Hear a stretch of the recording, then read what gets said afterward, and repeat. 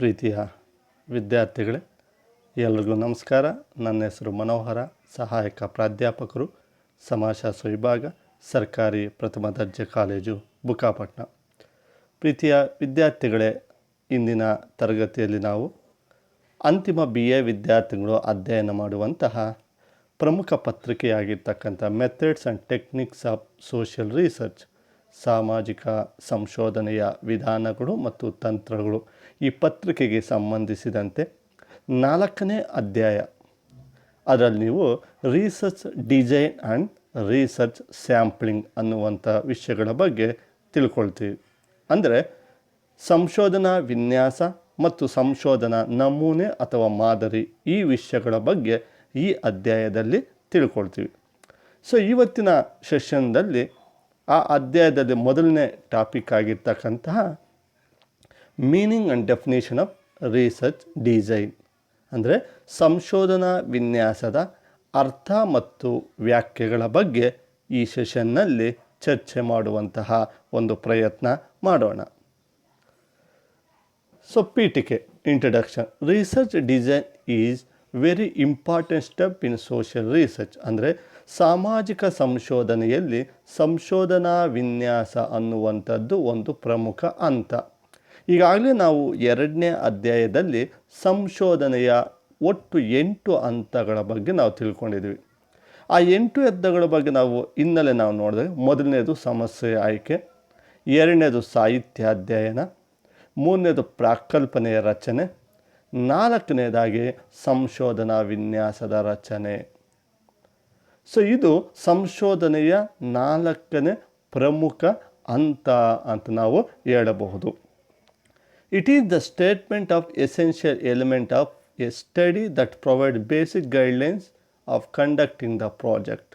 ಯಾವುದೇ ಒಂದು ಸಂಶೋಧನೆ ಅಥವಾ ಒಂದು ಯೋಜನೆಯನ್ನು ಕೈಗೊಳ್ಳಬೇಕಾದರೆ ಅದಕ್ಕೆ ಬೇಕಾಗಿರ್ತಕ್ಕಂತಹ ಮೂಲ ಮಾರ್ಗದರ್ಶನ, ಗೈಡ್ಲೈನ್ಸನ್ನು ಒದಗಿಸುವಂಥದ್ದ ಒಂದು ವಿಧಾನವನ್ನು ನಾವು ರಿಸರ್ಚ್ ಡಿಸೈನ್ ಅಂತ ಕರಿತೀವಿ.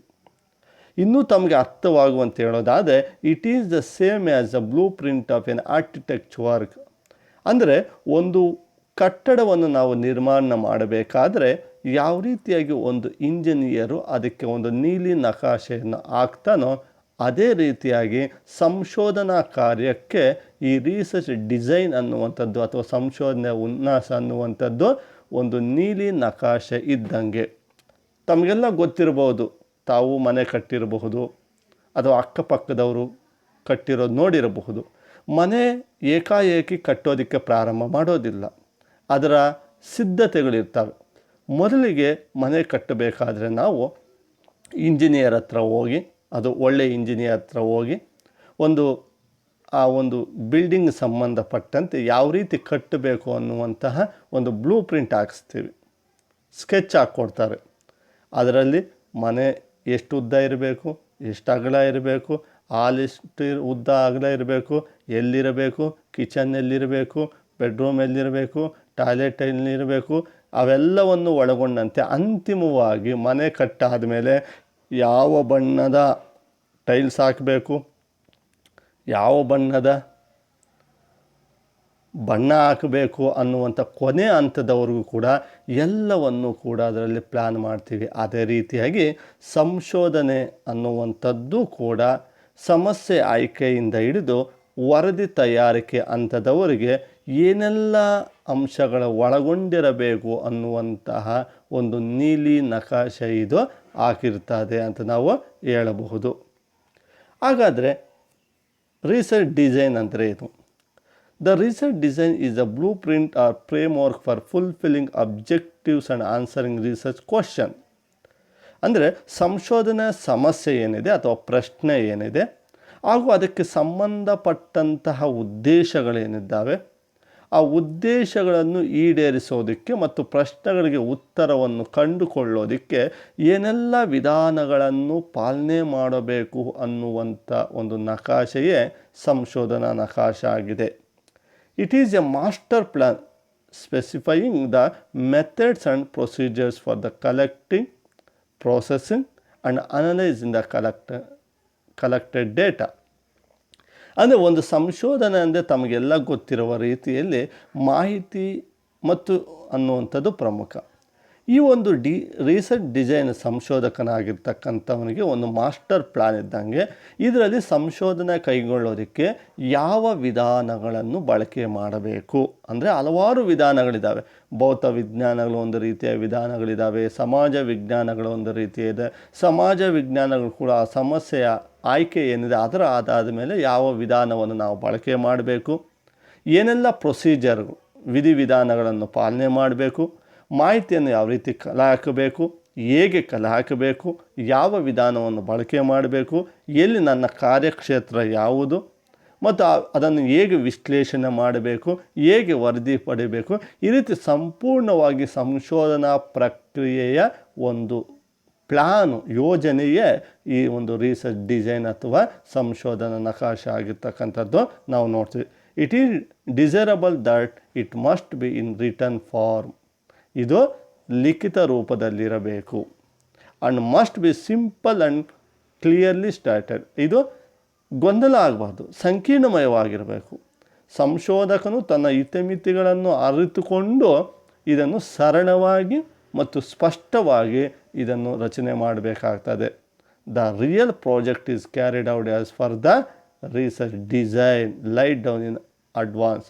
ಮೊದಲೇ ರಚನೆ ಮಾಡಿಕೊಂಡಿರ್ತಕ್ಕಂತಹ ಈ ಸಂಶೋಧನಾ ವಿನ್ಯಾಸವನ್ನು ಆಧಾರವಾಗಿಟ್ಟುಕೊಂಡೇ ಆ ಸಂಶೋಧನಾ ಕಾರ್ಯ ಅನ್ನೋದು ಪ್ರಾರಂಭ ಆಗ್ತದೆ ಅಂತ ನಾವು ಹೇಳಬಹುದು.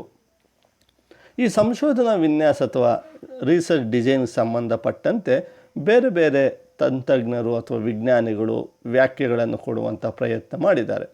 ಮೊದಲಿಗೆ Phillips Bernard S. It constitutes the blueprint for the collection, measurement and analysis of data. ಅಂದರೆ ಇವರ ಪ್ರಕಾರ ಸಂಶೋಧನಾ ಮಾಹಿತಿಯ ಯಾವ ರೀತಿ ಡೇಟಾ ಕಲೆಕ್ಟ್ ಮಾಡಬೇಕು, ಅಂದರೆ ಮಾಹಿತಿ ಸಂಗ್ರಹಿಸಬೇಕು, ಯಾವ ರೀತಿ ವಿಶ್ಲೇಷಣೆ ಮಾಡಬೇಕು ಅಥವಾ ಮೌಲ್ಯಮಾಪನ ಮಾಡಬೇಕು ಅನ್ನುವುದನ್ನು ಒಳಗೊಂಡಿರ್ತಕ್ಕಂತಹ ಒಂದು ನೀಲಿ ನಕಾಶೆಯನ್ನೇ ನಾವು ರಿಸರ್ಚ್ ಡಿಸೈನ್ ಅಂತ ಕರಿತೀವಿ ಅಂತೇಳಿ ಅಭಿಪ್ರಾಯಪಟ್ಟಿದ್ದಾರೆ. ಎರಡನೇದು ಬೆಸ್ಟ್ ಜಾನಿಯನ್. It provides a systematic plan of procedure for the research to the follow. ಅಂದರೆ ಸಂಶೋಧಕನು ತನ್ನ ಸಂಶೋಧನಾ ಕಾರ್ಯವನ್ನು ಮಾಡೋದಕ್ಕೆ ಏನೆಲ್ಲ ಪ್ರಕ್ರಿಯೆಗಳನ್ನು ವ್ಯವಸ್ಥಿತವಾಗಿ ಅನುಸರಿಸಬೇಕು ಅನ್ನುವಂತಹ ಕ್ರಮಬದ್ಧವಾದ ಮತ್ತು ವ್ಯವಸ್ಥಿತವಾಗಿರ್ತಕ್ಕಂಥ ಒಂದು ಯೋಜನೆಯನ್ನೇ ನಾವು ಸಂಶೋಧನಾ ವಿನ್ಯಾಸ ಅಂತ ಕರೀಬಹುದು ಅಂತೇಳಿ ಅವರು ವ್ಯಾಖ್ಯಾನ ಕೊಟ್ಟಿದ್ದಾರೆ. ಇನ್ನು ಮೂರನೇದಾಗಿ V Young, Pauline V Young. ನಮಗೆ ಸಂಶೋಧನೆ ಅಂದರೆ ನಮಗೆ ಜ್ಞಾಪಕ ಬರುವಂಥ ಹೆಸರು ವಿ ಯಂಗ್. ಇವರ ಪ್ರಕಾರ the research design from controlling general scientific model into varied research procedure. ಅಂದರೆ ವೈಜ್ಞಾನಿಕ ಸಂಶೋಧನೆಯಲ್ಲಿ ಯಾವೆಲ್ಲ ಪ್ರಕ್ರಿಯೆಗಳನ್ನು ಪಾಲನೆ ಮಾಡಬೇಕು ಅನ್ನುವಂತಹ ಸಾಮಾನ್ಯ ನಿಯಂತ್ರಕಗಳನ್ನೇ ಅವರು ಸಂಶೋಧನಾ ವಿನ್ಯಾಸ ಅಂತ ಕರೆದಿದ್ದಾರೆ. ನಾಲ್ಕನೇದಾಗಿ ಡೇವಿಡ್ ಅಂಡ್ ಶಾವಾ. A research design is the program that guides the investigator in the process of collecting, analysis and interpreting observation. ಸಂಶೋಧಕನು ತಾನೇನು ಸಂಶೋಧನಾ ಕಾರ್ಯದಲ್ಲಿ ಅವಲೋಕನ ಮಾಡ್ತಾನೆ, ಆ ಅವಲೋಕನ ಮಾಡ್ತಕ್ಕಂಥ ಸಂದರ್ಭದಲ್ಲಿ ಏನೆಲ್ಲ ಮಾಹಿತಿಯನ್ನು ಸಂಗ್ರಹಿಸಬೇಕು, ವಿಶ್ಲೇಷಣೆ ಹೆಂಗೆ ಮಾಡಬೇಕು, ಅದನ್ನು ಯಾವ ರೀತಿಯ ಇಂಟರ್ಪ್ರಿಟೇಷನ್ ಮಾಡಬೇಕು ಅನ್ನುವಂತಹ ನಿರ್ದೇಶನವನ್ನು, ಮಾರ್ಗದರ್ಶನವನ್ನು ನೀಡುವಂತಹ ಒಂದು ಕಾರ್ಯವಿಧಾನ ಏನಿದೆ ಅದನ್ನೇ ರಿಸರ್ಚ್ ಡಿಸೈನ್ ಅಂತ ನಾವು ಕರಿತಾ ಹೋಗ್ತೀವಿ. ಸೊ ಇನ್ನು ಕೊನೆಯದಾಗಿ Fred and Kerlinger. Research design is a plan, structure and strategy of the investigation conceived so as to obtain answer to research questions and to control variants. ಅಂದರೆ ಸಂಶೋಧಕನು ತನ್ನ ಸಂಶೋಧನಾ ಪ್ರಶ್ನೆಗಳಿಗೆ ಸಂಬಂಧಿಸಿದಂತೆ ಮಾಹಿತಿಯನ್ನು ಅಥವಾ ಉತ್ತರವನ್ನು ಹುಡುಕುವಂತಹ, ಅಲ್ಲಿರ್ತಕ್ಕಂಥ ಚಲಕಗಳನ್ನು ನಿಯಂತ್ರಣ ಮಾಡುವಂತಹ ಒಂದು ರಚನಾತ್ಮಕವಾಗಿರ್ತಕ್ಕಂಥ ಸ್ಟ್ರಾಟಜಿಯನ್ನು ಒಳಗೊಂಡಿರ್ತಕ್ಕಂತಹ ಒಂದು ಯೋಜನೆಯನ್ನೇ ಸಂಶೋಧನಾ ವಿನ್ಯಾಸ ಅಂತ ಕರೀಬಹುದು ಅಂತ ಹೇಳಿದ್ದಾರೆ. ಒಟ್ಟಾರೆಯಾಗಿ ಈ ಮೇಲಿನ ವ್ಯಾಖ್ಯೆಗಳನ್ನು ನಾವು ನೋಡಿದಾಗ ಒಬ್ಬ ಸಂಶೋಧಕನು ಆರಂಭದಿಂದ ಅಂತ್ಯದವರೆಗೆ ಯಾವ ರೀತಿ ಸಂಶೋಧನೆ ಕಾರ್ಯ ಮಾಡಬೇಕು, ಏನೆಲ್ಲ ವಿಧಾನಗಳನ್ನು ಬಳಕೆ ಮಾಡಬೇಕು ಅನ್ನುವಂಥದ್ದನ್ನು ಮಾರ್ಗದರ್ಶನ ನೀಡೋದಕ್ಕೆ ಮೊದಲೇ ಸಿದ್ಧಪಡಿಸ್ಕೊಂಡಿರ್ತಕ್ಕಂಥ ಒಂದು ಯೋಜನೆಯನ್ನು ಸಂಶೋಧನಾ ವಿನ್ಯಾಸ ಅಂತ ನಾವು ಕರೀಬಹುದು. Need for a research design. ಸಂಶೋಧಕನಿಗೆ ಸಂಶೋಧನಾ ವಿನ್ಯಾಸ ಯಾಕೆ ಬೇಕು?